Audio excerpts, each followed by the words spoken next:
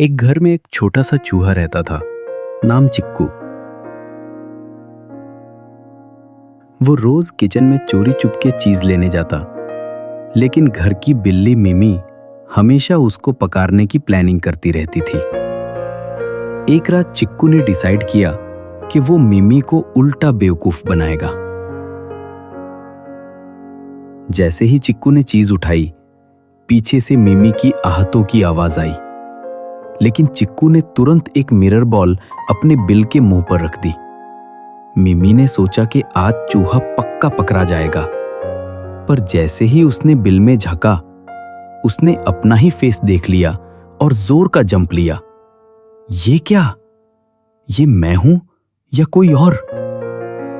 चिक्कू की जोर की हंसी निकल गई।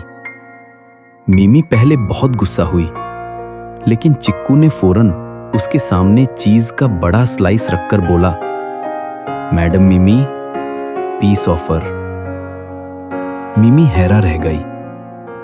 पहली दफा चूहा उसको खुश कर रहा था। दोनों ने एक साथ चीज शेयर की, हंसे और फैसला किया कि आज से दुश्मनी खत्म। अब हम पार्टनर्स इन क्राइम हैं। उस दिन से घर में शरारतें भी बढ़ गई और दोस्ती भी।